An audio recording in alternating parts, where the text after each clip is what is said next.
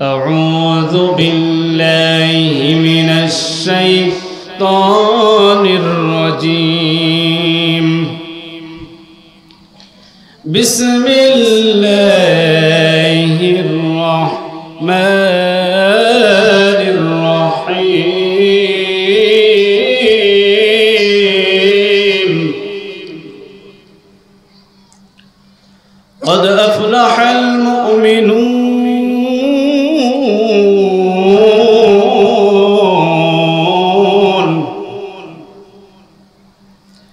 الذين هم في صلاتهم خاشعون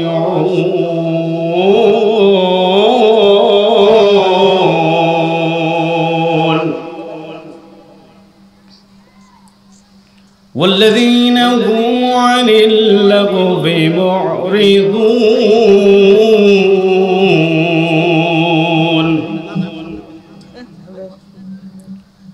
والذين هم لفروجهم حافظون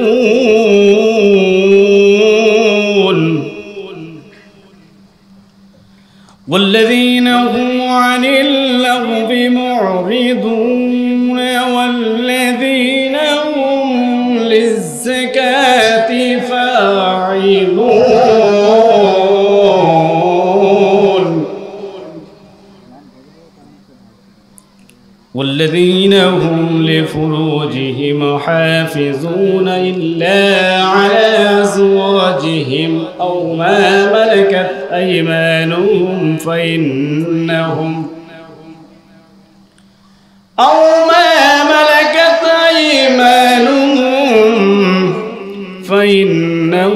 غير ملومين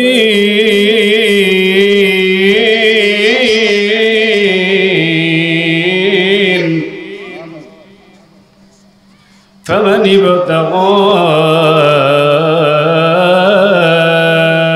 وراء ذلك فأولئك هم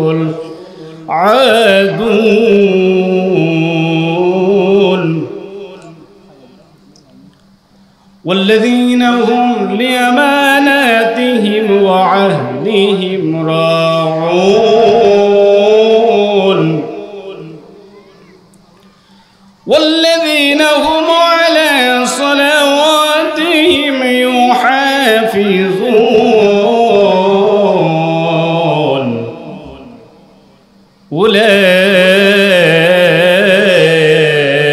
أولئك هم الوارثون الذين يرثون الفردوس هم فيها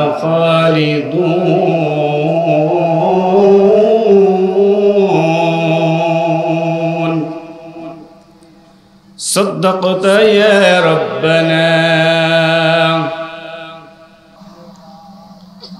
الحمد لله मुअज़्ज़ज़ मोहतरम संग्रामी আমার সামনে দিনদার ইমানদার ভাই ও বাজিরা সন্ধ্যার আগের থেকে বসে আছেন অনেক ধৈর্য ধরে বসে আছেন তাই না আল্লাহ তাআলা নিঃসন্দেহে আপনাদেরকে জাযা দিবেন অবশ্যই জাযা দিবেন নাকি জাযা হিসেবে কি আমরা 2000 করে টাকা দিলে খুশি জি কবরে যাওয়াই হোক মৃত্যুতে যাওয়াই হোক পরকালে জীবনে যাওয়াই হোক ফিরাউনের মতো খুশি আমরা তো কেউ তো দেখতেছে না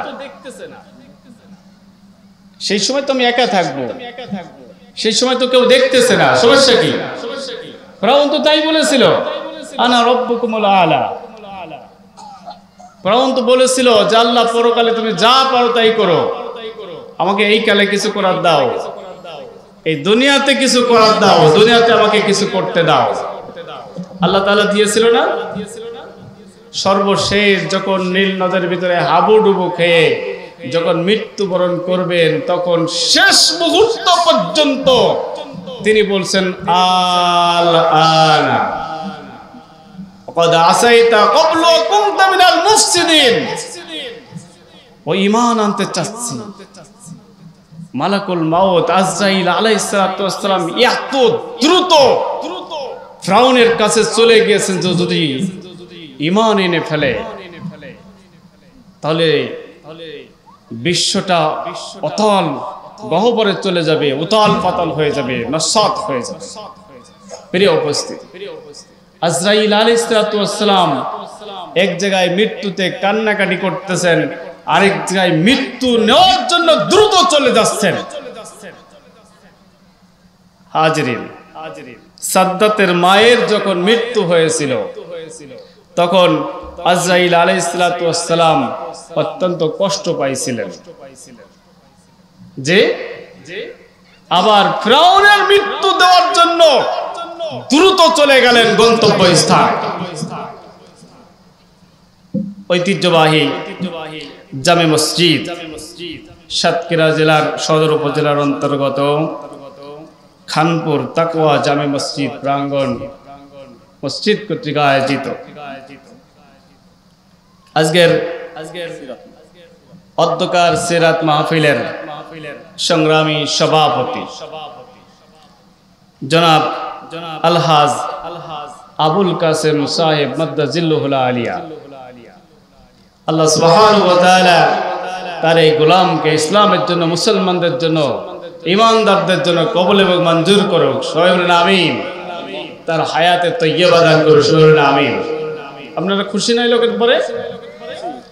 এখন তো সেই আমল নেই যে নেতারা না হলে সভাপতি হবে না, মাহফিল বন্ধ। পুলিশ এসে ভরে গিয়েছে। কি হয়েছে? গাড়িকে গাড়ি পুলিশ চলে আসতেছে। কেন? মাহফিল হতে দেওয়া হবে না, কাঙ্ক্ষিত মেহমান নেই। এখন কি সেই জামানা আছে, সেই যুগ আছে, সেই সময় আছে? না, এখন সেই সময় নেই। হাজিরিন, আল্লাহ শুকরিয়া। কার? আল্লাহ তাআলা আমাদের আজকের এই মাহফিলের সংগ্রামী সভাপতিকে হায়াতে তৈয়বা সিহাতে কুল্লিয়া দান করে। সে বলেন আমিন। প্রিয় উপস্থিতি, সম্মানিত উপস্থাপক, কি নাম যেন? অধ্যাপক প্রভাষক ফজলুর রহমান সাহেব মাদ্দাজিল্লুহুল আলিয়া, আজকের সিরাত মাহফিলের সম্মানিত প্রধান অতিথি, অত্যন্ত শ্রদ্ধাভাজন ব্যক্তিত্ব, সম্মান পাওয়ার মতন একজন ব্যক্তিত্ব। কি বলেন, ঠিক না?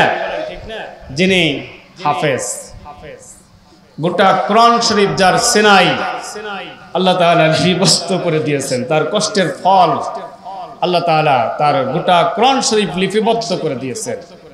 হাফেজ, মাওলানা, মুহাদ্দিস, মুফাসসির, সাহিত্যিক, অত্যন্ত জ্ঞানী। সাতক্ষীরার মানুষ তো, আমরা তো চিনি, আমরা যশোরের মানুষ, আমরা তো তাদের চিনি। ঐতিহ্যবাহী এই ব্যক্তি মুহাদ্দিস রবিউল ইসলাম সাহেব মাদ্দাজিল্লুহুল আলিয়া, রবিউল বাশার। উনি, আমি ফেসবুকে দেখলাম যে উনি গত রমজানে খতম তারাবি শেষ করেছেন। মিথ্যা কথা? আল্লাহ তাআলা এই কোরআনের পাখিকে কোরআনের জন্য কবুল করে নিক। সবাই বলেন আমিন। হাজরিন, অতন্ত্র প্রহরীর মতো অসহায়, দুস্থ, মেহনতি মানুষের কাছে ছুটে যাচ্ছেন। এই সকল মানুষগুলো আপনার আমার দোয়া পাওয়ার যোগ্য, ঠিক কিনা? প্রিয় উপস্থিতি, বিশেষ অতিথি হিসেবে উপস্থিত আছেন উপজেলা সংগ্রামী আমির জনাব হযরত মাওলানা মোহাম্মদ শাহাদাত হুসাইন, অন্যান্য অতিথিবৃন্দ, স্টেজে অবস্থানরত, আসমানের নিচেই জমিনের উপরে শ্রেষ্ঠ ব্যক্তিত্ব, আলেমে দ্বীন, হাফেজে কোরআন, আইম্মায়ে মাসাজিদ, আমার সামনে উপবিষ্ট দিনদার ইমানদার ভাই বাবাজিরা, পর্দার আড়ালে অবস্থানরত আমার মা ও বোনেরা, সাংবাদিক, বুদ্ধিজীবী, গোয়েন্দা বিভাগ, আইন শৃঙ্খলার দায়িত্বে নিয়োজিত ভাইয়েরা, সবার প্রতি আমার আন্তরিক সালাম। আসসালামু আলাইকুম ওয়া রাহমাতুল্লাহি ওয়া বারাকাতুহু। হাজিরিন, আমরা কি ক্লান্ত হয়ে গেছি? শুকরিয়া আদায় করব আল্লাহ। কার? আল্লাহর শুকরিয়া আদায় করে কি শেষ করা যাবে? আমরা আগস্টের 5 তারিখের আগ পর্যন্ত এরকম মাহফিলে বসে শুধু পিছন দিকে তাকাতে হতো। কি বলেন? পূজা হয়েছে, পুলিশ পাহারা দিয়েছে, মাহফিল হয়েছে, পুলিশ ভন্ডল করে দিয়েছে। কি বলেন? পূজার ময়দানে যদি পুলিশ যায় তাহলে মনে করতে হবে যে পূজা কেউ যেন বিঘ্ন ঘটাতে না পারে, এই জন্য পুলিশ এসেছে। আর মাহফিল ময়দানে যদি পুলিশ আসে তাহলে মনে করতে হতো যে মাহফিল পণ্ড করবার জন্য পুলিশ এসেছে। মিথ্যা কথা? মিথ্যা কথা নয়। আমাদেরকে স্টেজ থেকে চুরি করে নিয়ে চলে যাওয়া হয়। আচ্ছা, সেই দিন শুকরিয়া আদায় করবেন কার? আল্লাহর। শুকরিয়া আদায় করেছেন আজকে বিগত 17 বছর বাংলার জমিনের বাংলার মানুষ।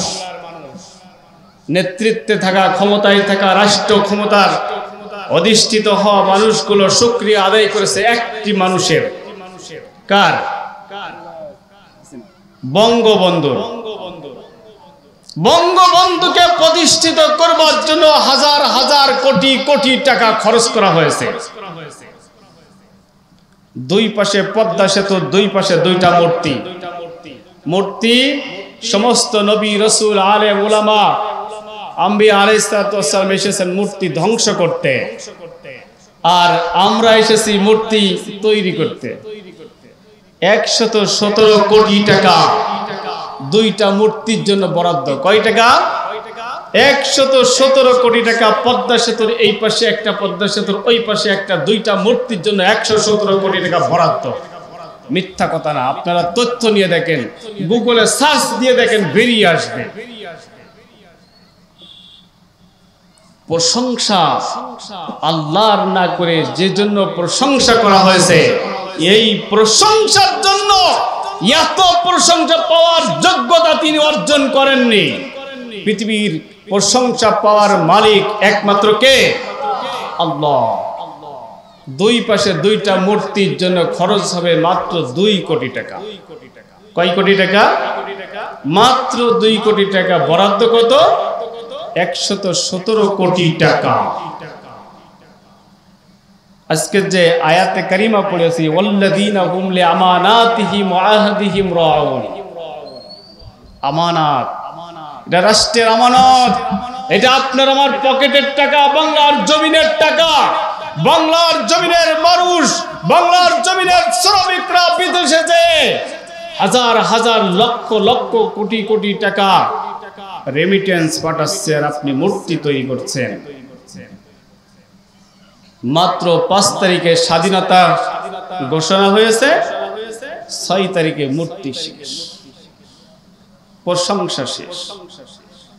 সেনাবাহিনী, বিজিবি, পুলিশ হেডকোয়ার্টারের 56 ফিট উঁচু মূর্তি বুলডোজার দিয়ে ভাঙ্গা হয়েছে। মিথ্যা কথা? হাজিরিন, প্রশংসা হবে আল্লাহর। প্রশংসা কার? আল্লাহ। যে আল্লাহ আজ পর্যন্ত আপনাকে আমাকে ধৈর্য ধারণ করে এই মাহফিলে বসার তৌফিক দান করেছেন, সে আল্লাহর দরবারে শুকরিয়া আদায় করি। সবাই বলি আলহামদুলিল্লাহ। প্রশংসা আদায় করবেন না? আপনার আমার শরীরের ভিতরে অঙ্গ প্রত্যঙ্গগুলো আল্লাহ তাআলা আপনার আমার কাছে আমানত দিয়েছেন। কি দিয়েছেন? আমানত।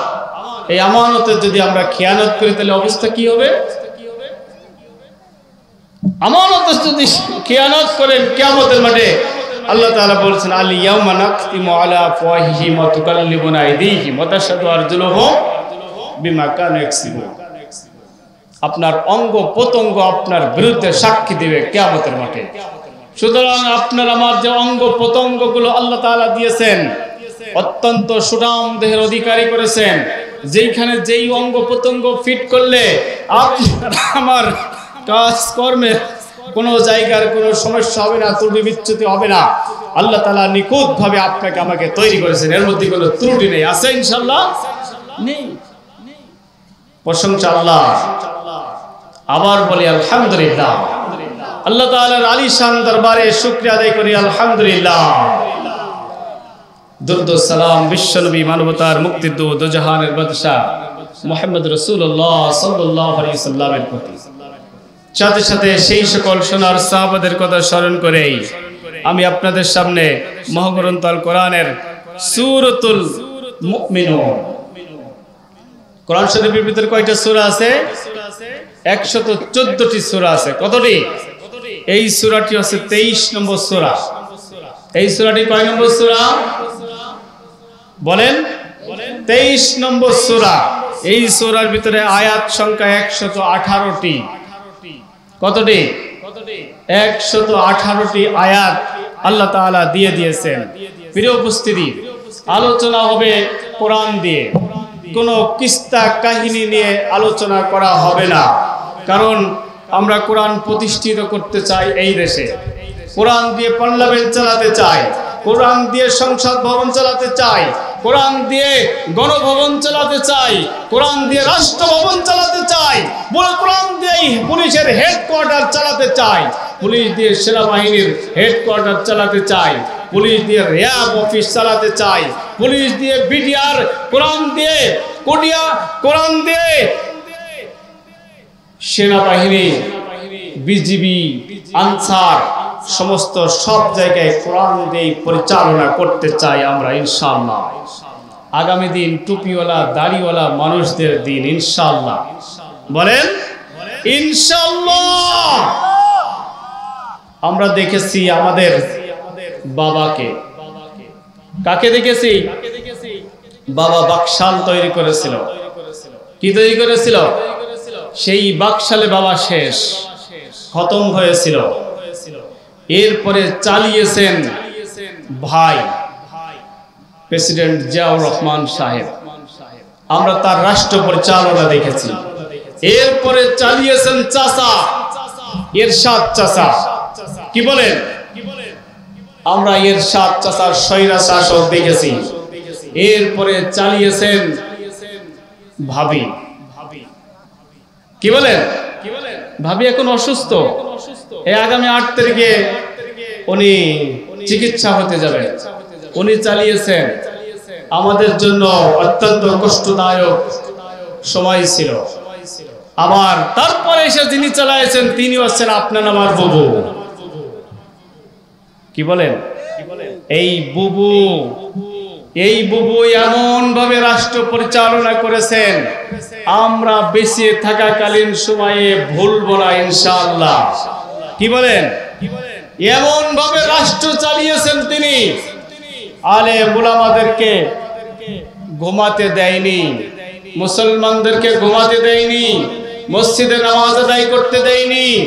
করোনার জন্য সারা বাংলাদেশের সমস্ত অফিস আদালত কোর্ট কাছারি সব খোলা, মসজিদে নামাজ আদায় করা যাবে। জি, নামাজ বন্ধ করে দিত। প্রিয় উপস্থিতি, আল্লাহ তাআলা বলছেন বিসমিল্লাহির রহমানির রহিম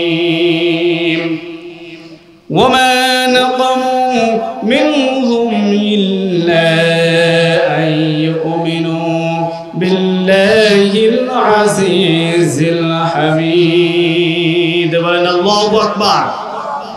আমরা দেখেছি নবী আম্বিয়া আলাইহিস সালাতু ওয়াস সালামদের জামানায় কাফেররা, বেদুইনরা তাদের উপরে অত্যাচারের স্টিম রোলার চালিয়েছে। মিথ্যা কথা। নবী করিম সাল্লাল্লাহু আলাইহি সাল্লামের মতন একজন মানুষ পৃথিবীতে আসেনি, আসবে না। যে এসেছে কখনো? সেই মানুষটাকে তায়েফের ময়দানে, তায়েফে গিয়েছেন কারা? দেখি একটু। তায়েফে গিয়েছেন কারা? তায়েফ, আল্লাহু আকবার, বহু লোক। ওহুদে গিয়েছেন, ওহুদে গিয়েছেন, জি, তায়েফ, ওহুদ, খন্দক, তাবুক, প্রত্যেকটা জায়গায় নবী করিম সাল্লাল্লাহু আলাইহি ওয়াসাল্লামকে আঘাত করা হয়েছে। কি জন্য? এই সূরাতুল মুমিনুন নাজিল হয়েছে মক্কি জীবনের মধ্যবর্তী স্থানে। মুমিনরা সফল কাম। আল্লাহ তাআলা বলছেন কদ আফলাহাল মুমিনুন, হাজরিন, এই সূরাটি যখন নাজিল হয়েছে, নাজিল হওয়ার সময় কেউ কেউ বলছেন যে হযরতে ওমর ফারুক রাদিয়াল্লাহু তাআলা আনহু ইসলাম গ্রহণ করেছেন। হযরত ওমর ফারুক রাদিয়াল্লাহু তাআলা আনহু দেখছেন যে নবী করিম সাল্লাল্লাহু আলাইহি সাল্লামের কাছে যখন আয়াত নাজিল হচ্ছে, এই সূরা যখন নাজিল হচ্ছে, নবী করিম সাল্লাল্লাহু আলাইহি সাল্লামের এত কষ্ট অনুভব করতেছেন। তখন সাহাবারা জিজ্ঞাসা করতেছেন, ইয়া রাসূলুল্লাহ, আয়াত নাজিল হয়েছে, কোরআন নাজিল হয়েছে। নবী করিম সাল্লাল্লাহু আলাইহি সাল্লাম প্রথম থেকে 11টি আয়াতে কারিমা তেলাওয়াত করে শোনালেন। সুবহানাল্লাহ। প্রিয় উপস্থিতি, আল্লাহ তাআলা বলছেন, ক্বাদ আফলাহাল মুমিনুন। আমরা সবাই কি হতে চাই? আমরা সবাই কি হতে চাই? মুমিন হতে চাই। কি হতে চাই? মুমিন হতে চাই। আল্লাহ তাআলা বলছেন, অবশ্যই অবশ্যই সকল মুমিন সফল কাম। সকল মুমিন কি? সফল কাম। আমরা সফল কাম হয়ে মৃত্যুবরণ করব। আমরা মুমিন হয়ে মৃত্যুবরণ করব। আমরা মুসলমান হয়ে মৃত্যুবরণ করব।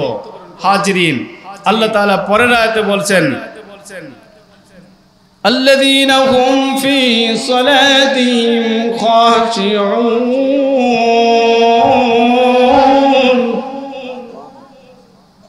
দ্বিতীয় আয়াতে আল্লাহ তাআলা বলছেন, তোমরা নামাজ খুশু খুজুর সহিত পড়বে। কিসের সহিত?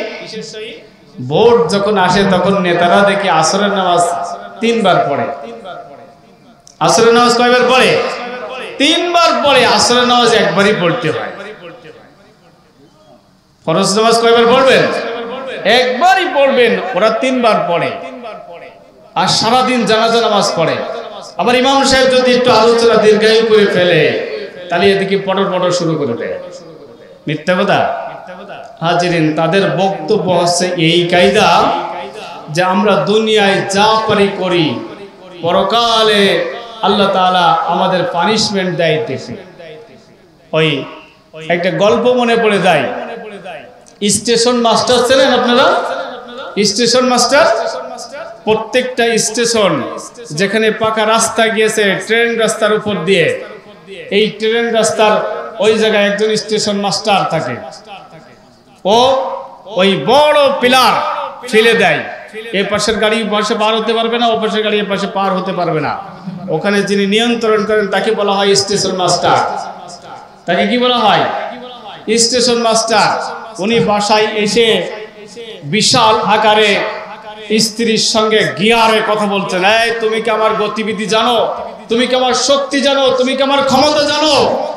স্ত্রী বলতেছেন যে কি শক্তি, কি ক্ষমতা? তো বলতেছে, আমি শুধুমাত্র লাল ফিলা গুছু করবো আর ট্রেন থামাই দিবে। বলছে তাই? বলছে হ্যাঁ। তো বলছে চলো যাব। স্ত্রীকে সাথে করে নিয়ে যায় স্টেশন মাস্টার। ওই লাল ফিলা টাঙ্গাই দিয়েছে, উঁচু করেছে, করার সঙ্গে সঙ্গে ট্রেন থামিয়ে দিয়েছে। থামিয়ে দিয়ে ড্রাইভার বলতেছে, যাও তো দেখো তো কি হয়েছে। বলতেছে, এই কি হয়েছে? এই মাস্টার সাহেব কি হয়েছে? তা উনি বলতেছেন কিছুই হয়নি। তা ফিলা কুচু করলেন কেন? বলছেন আমি আমার শক্তি দেখাইছি। কি বলতেছেন? উনি বলতেছেন আমি আমার শক্তি দেখাইছি। এইবার যারা ওই হেল্পার গুলো নেমে এসেছে যে কোন বিপদ সামনে, ওরা এমন উত্তম মাধ্যম দিয়েছে, দিয়ে ওরা ট্রেন ছেড়ে দিয়ে চলে গেছেন এবং প্রতিক্রিয়া ধরে নিতে হসপিটালে ভর্তি করেছে। হসপিটালে ভর্তি করার পরে যখন সুস্থ হয়ে গেছে, তখন স্ত্রী জিজ্ঞাসা করতেছে, ও তোমার ভালো পাওয়ার তো, তোমার হসপিটালের বেডে শুয়ে থাকতে হলো, তোমার পাওয়ার দেখলাম। এখন উনি বলছেন যে আমি আমার পাওয়ার দেখাইছি। উনি উনার পাওয়ার দেখাইছেন। উনি উনার পাওয়ার দেখাইছেন। আজকের যে অবস্থা দেশের ছিল, ওনারা উনাদের পাওয়ার দেখাইছেন। ওনারা ভাবতেন যে পরকালের পাওয়ার পরকালে হবে, এই কালের পাওয়ার আমরা এই কালে দেখাই দিই। ঠিক কিনা? প্রিয় উপস্থিতি, আমাদেরকে ইমানদার হতে হবে। কি হতে হবে? আমাদের নামাজি হতে হবে। এই নামাজ মানুষ দেখানো নামাজি হওয়া যাবে না, আল্লাহকে খুশি করবার জন্য নামাজি হতে হবে। কাকে কাকে খুশি করবেন? নামাজ দিয়ে আল্লাহকে খুশি করতে হবে। নামাজ পড়তেন হযরতে আলী রাদিয়াল্লাহু তাআলা আনহু, সাহাবারা নামাজ পড়তেন, খোলাফায়ে রাশিদিনরা নামাজ পড়তেন, আর আমরাও নামাজ পড়ি। এক এক রাকাতে এক এক মিনিটে নামাজ হয় না, আমরা তারও আগে নামাজ শেষ করে ফেলি। প্রিয় উপস্থিতি, হযরতে আলী রাদিয়াল্লাহু তাআলা আনহু যখন যুদ্ধের ময়দানে তীর ফুটে গেল পায়ের রানে, তখন এই তীর বের করবার জন্য সাহাবারা প্রাণপণ চেষ্টা করলেন। হযরতে আলী রাদিয়াল্লাহু তাআলা আনহু পায়ে হাত দিতে দিলেন না, তীর বের করতে পারলেন না।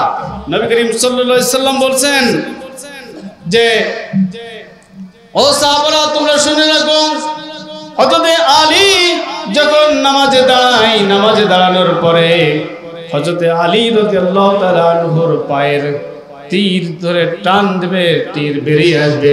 হযরতে আলী রাদিয়াল্লাহু তাআলা আনহু মোটেও টের পাবে না। কোন সুবহানাল্লাহ। এটা ছিল নামাজ।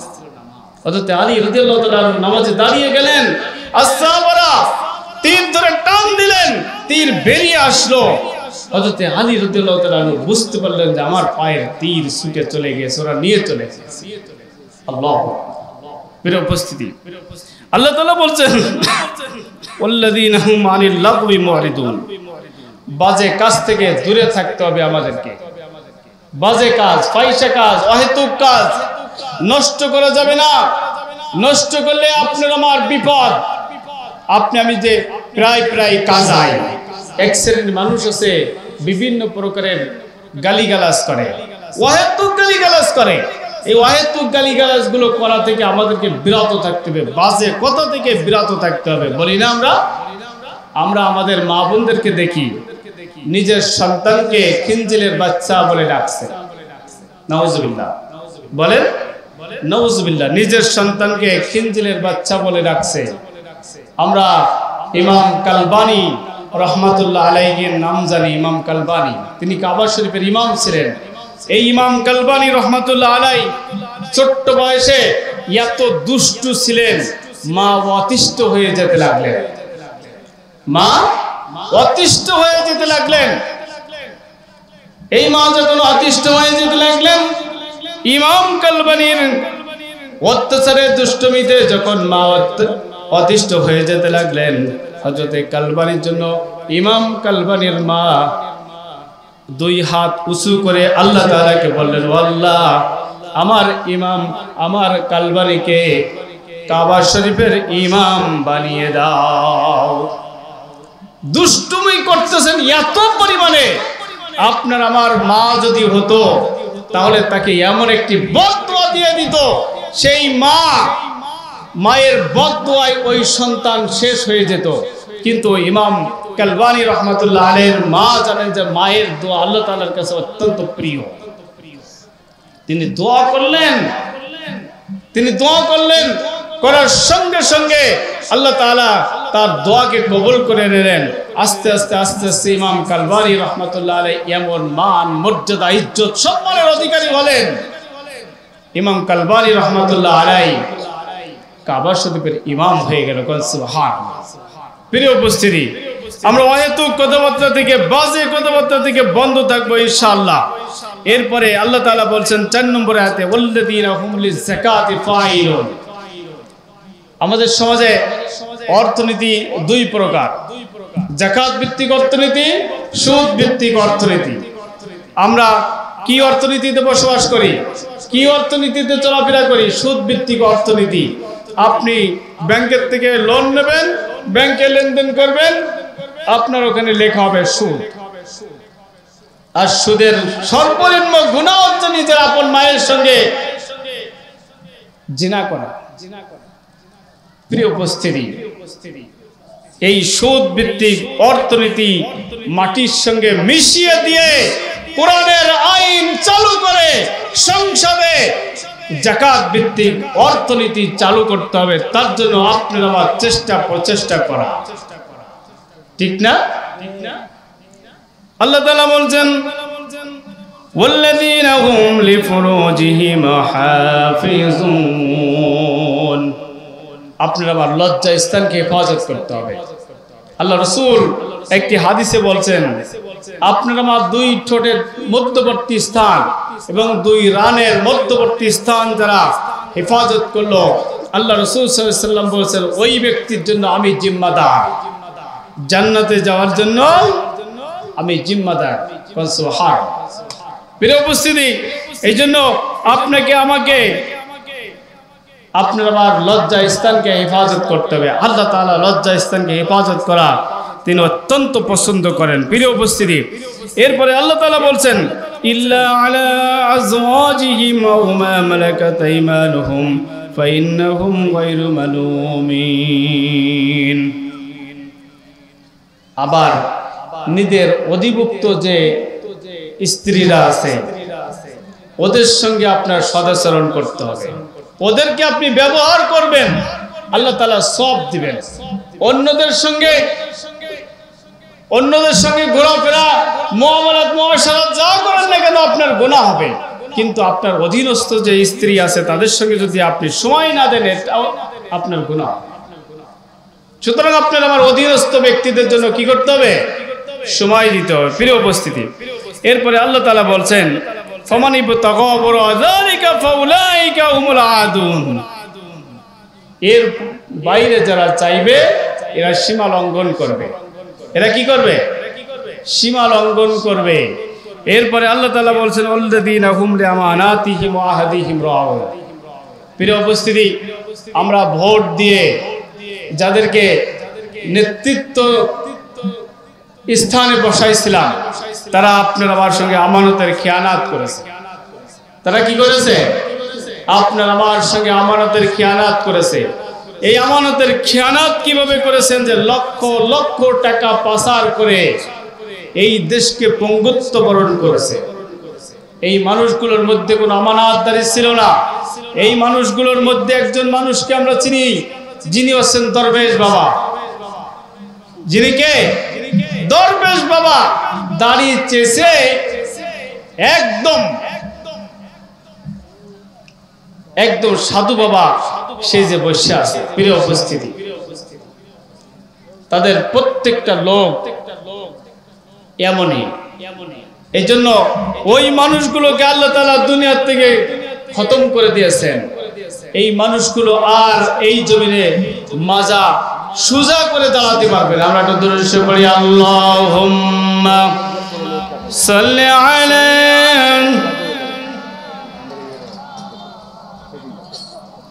ওয়া আলা আলি সাইয়্যিদিনা মাওলানা মুহাম্মাদ। আল্লাহুম্মা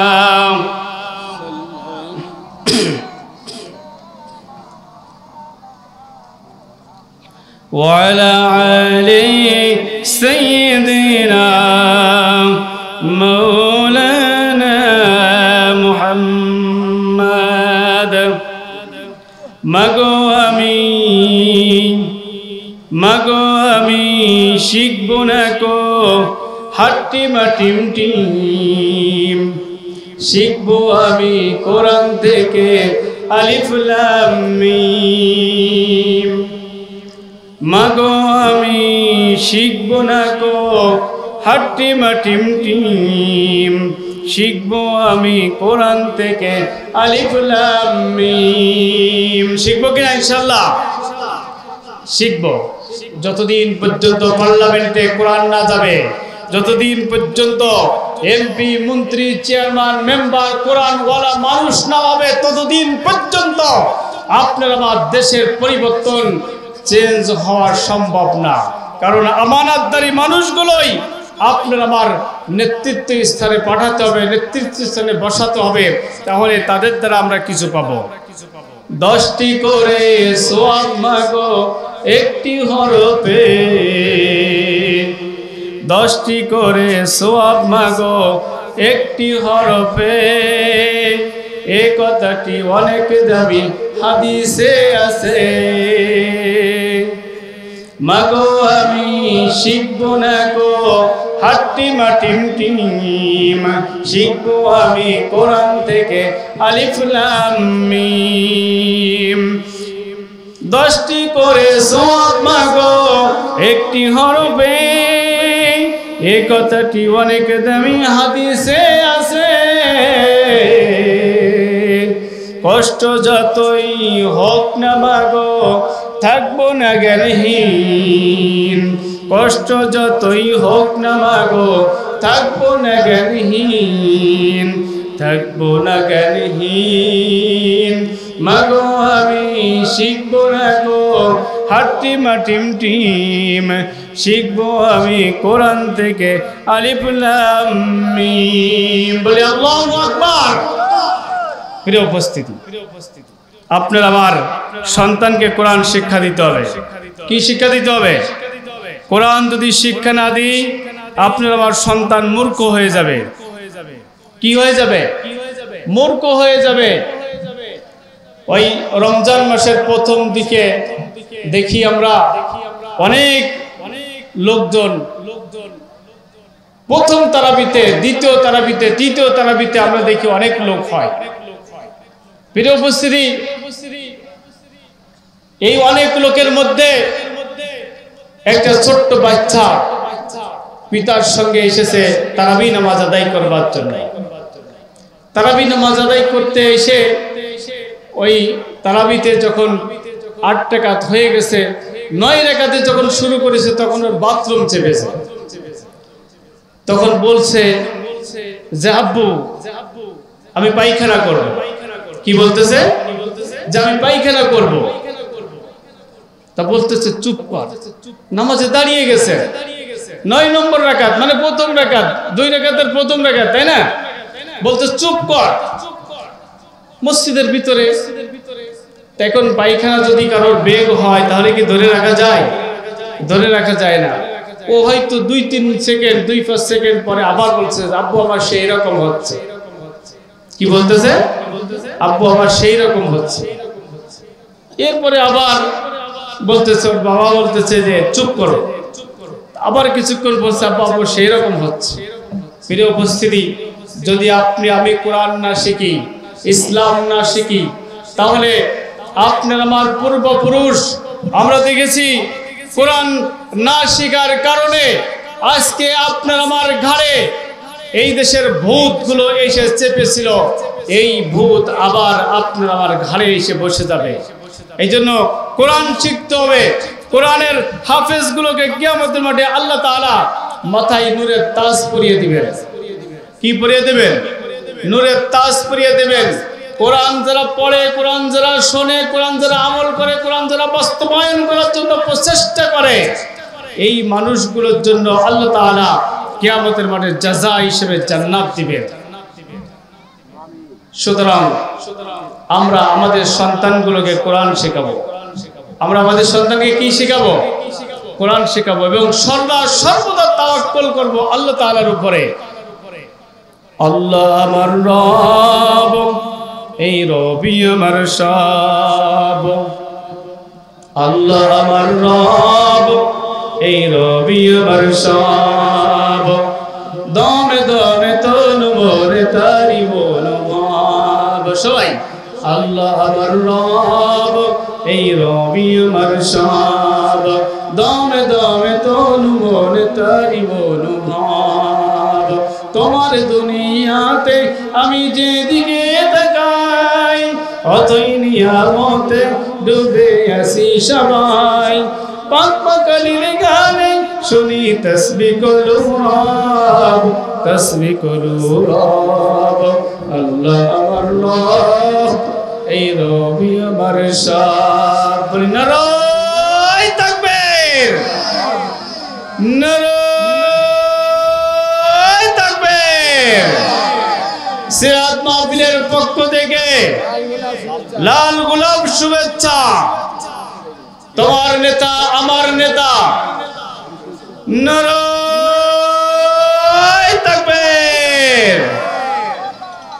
আল্লাহ সুবহানাহু ওয়া তাআলা আমাদের সবাইকে সুস্বাস্থ্য, দীর্ঘায়ু এবং হায়াতে তাইয়্যিবা ওয়া সিহাতে কুল্লিয়া দান করুক। মৃত্যুর আগ পর্যন্ত যেন কোরআনের পথে থাকতে পারি, কোরআনের জন্য খেদমত করতে পারি, কোরআনের দায়ী হয়ে থাকতে পারি। মৃত্যুটা আপনার আমার যখনই আসুক ঈমানি মৃত্যু হোক এবং আগামী দিনগুলো আপনার আমার জন্য কোরআনে দিন হোক, এই আশাবাদ ব্যক্ত করে আমাদের যেই সকল ভাইয়েরা ইসলামের জন্য জীবন দিয়ে শাহাদাত বরণ করে চলে গিয়েছেন, তাদের মধ্যে অন্যতম হোসেন আল্লামা দেলোয়ার হোসাইন সাঈদী। আজকের এই কোরআনের ময়দান যিনি সাজিয়ে গিয়েছেন, তিনি আজকে পৃথিবীতে না। এই লোকটাকে জেলখানার থেকে যখন বাহির করা হলো, এমন একটা হাসি দিয়েছেন গোটা পৃথিবীর মানুষ সব এক হাসিতে কেঁদে দিয়েছে, ঠিক কিনা? প্রিয় উপস্থিতি, এবং জীবন করিয়ে গঠন, মরিলে হাসিবে তুমি কাঁদিবে ভুবন। এমন জীবন করিবে না গঠন, মরিলে কাঁদিবে তুমি হাসিবে ভুবন। আমার মনে হয় আল্লামা দেলোয়ার হোসাইন সাঈদী এমন জীবন করেছেন গঠন, মরিলে হেসেছেন তিনি, কেঁদেছেন ভুবন। অর্থাৎ আল্লামা দেলোয়ার হোসেন সাঈদী রাহিমাহুল্লাহ যখন পৃথিবী ছেড়ে বিদায় নিয়ে শহীদ হয়ে চলে গিয়েছেন, গুনে গুনে 10 মিনিটের মধ্যে বাংলাদেশে ভূমিকম্প হয়েছে, আল্লাহর জমিন কেঁপে উঠেছে। কারণ নাস্তিক মুরতাদদের ষড়যন্ত্রে, ভারতের ষড়যন্ত্রে ডক্টর আব্দুর রাজ্জাক সাবেক কৃষিমন্ত্রী, খাদ্যমন্ত্রী, এই নাস্তিকের নেতৃত্বে ইন্ডিয়া থেকে ঘুরে আসার পরেই আল্লামা সাঈদীকে হত্যার মূল পরিকল্পনা হয়েছে। ডাক্তার সাহেব ইনজেকশনের ভিতরে যখন বিষ প্রয়োগ করে ঢুকাই দিয়েছেন, যেই নার্সকে বলেছেন যাও এই ইনজেকশনটা আল্লামা দেলোয়ার হোসাইন সাঈদীর শরীরে পুশ করে এসো, ওই নার্স ইনজেকশন ফুটানোর সঙ্গে সঙ্গে আল্লামা দেলোয়ার হোসাইন সাঈদী যেন দুনিয়া ছেড়ে চলে গিয়েছেন। ওই নার্স কেঁদে দিয়েছেন এবং সঙ্গে সঙ্গে ডাক্তারকে যে বলেছেন, ও ডাক্তার আমার কাছে কি দিয়েছেন হুজুরের শরীরে পুশ করবার জন্য? ইতিহাস। সুতরাং এমন একটি মানুষ পৃথিবীতে ছেড়ে চলে গিয়েছেন, কোরআনের পাখি। এই মানুষটার জন্য আপনার আমার দোয়া থাকবে ইনশাআল্লাহ। কি বলেন? গোটা পৃথিবীর মানুষ কেঁদেছে। সুতরাং এই মানুষগুলোকে আল্লাহ তাআলা কবুল এবং মঞ্জুর করুক, সবাই বলেন আমিন।